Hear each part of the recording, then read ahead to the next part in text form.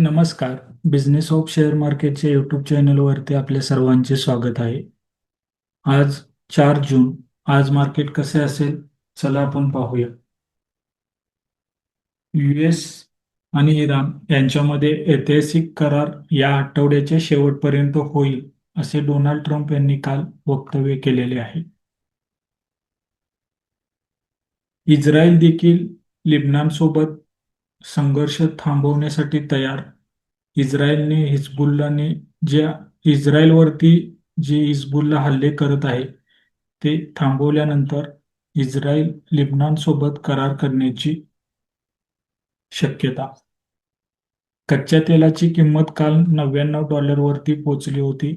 आज परत एकदा $97 वरती. सलग 3 दिवस कच्च्या तेलाच्या किमतीमध्ये आपल्याला तेजी पाहायला मिळत आहे. सर्वच ग्लोबल मार्केटमध्ये आज दबाव पाहायला मिळत आहे. आपले मार्केट देखील आज निगेटिव्ह मध्ये ओपन होऊ शकते. काल विदेशी गुंतवणूकदारांकडून परत एकदा मोठ्या प्रमाणात विक्री पाहायला मिळाली, तर स्वदेशी गुंतवणूकदारांकडून खरेदी दिसून आली. सोन्याच्या किमतीमध्ये ₹800 घसरण झाली, तर चांदीच्या किमतीमध्ये ₹3700 घसरण झाली. सलग 5 दिवस अमेरिकन मार्केटमध्ये शानदार तेजी पाहायला मिळत होती, पण काल प्रॉफिट बुकिंग दिसून आले. आज देखील अमेरिकन मार्केटचे फ्युचर आपल्याला निगेटिव्ह मध्ये दिसत आहे. उद्या RBI नवीन व्याजदर जाहीर करेल. बिझनेस ऑफ शेअर मार्केटचा अंदाज आहे की व्याजदरामध्ये कोणताही बदल होणार नाही. अमेरिका इराण यांच्यातील संघर्ष, वाढत्या कच्च्या तेलाची किंमत, वाढती महागाई यावरती RBI गव्हर्नर काय बोलतात किंवा काय उपाययोजना केल्या जातात यावरती मार्केटचे लक्ष असेल.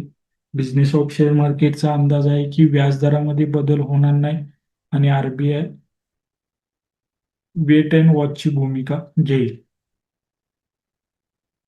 1 जून पासून सुरू झालेली भारत अमेरिका ट्रेड डील आज संपणार आहे. मार्केटला अपेक्षा आहे की 99% ट्रेड डील पूर्ण झालेली असेल.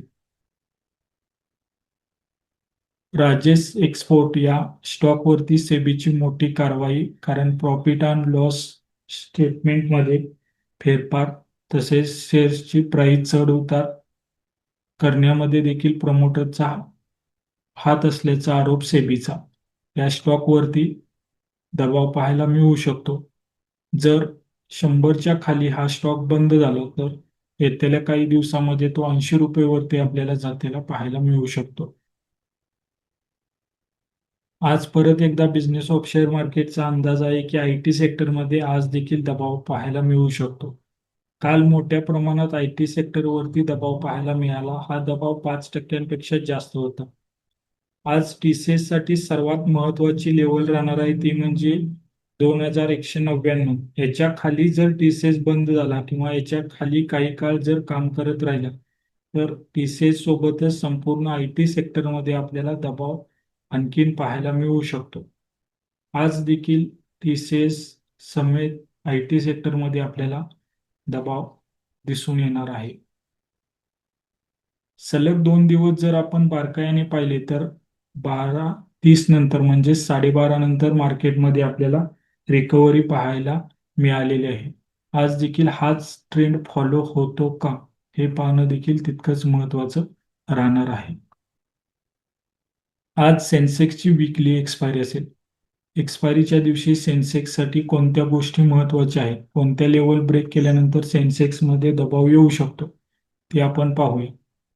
सेन्सेक्सने 74,000 ही लेवल जर ब्रेक केली तर 73,800 ते 73,475 या लेवल महत्वाच्या राहतील. सेन्सेक्ससाठी 73,475 ही लेवल खूपच महत्वाची आहे. याच्या खाली जर सेन्सेक्स गेला किंवा बंद झाला तर फ्रेश दबाव देखील येऊ शकतो. वरील बाजूस 74,600 ही लेवल ब्रेक केल्यानंतर सेन्सेक्सची वाटचाल 75,000 ते 75,500 कडे होऊ शकते. आज निफ्टीसाठी कोणत्या महत्वाच्या लेवल आहेत? काल निफ्टी निगेटिव्ह मध्ये बंद झाली होती. निफ्टीसाठी सर्वात महत्त्वाचा सपोर्ट आहे तो म्हणजे 23,150.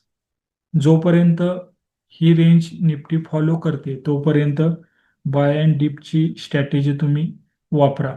ही लेवल ब्रेक झाली तर 23,000 पर्यंत निफ्टी येऊ शकते आणि वरील बाजूस 23,555 ही लेवल ब्रेक केल्यानंतर निफ्टीची वाटचाल 23,600 ते 23,700 कडे होऊ शकते.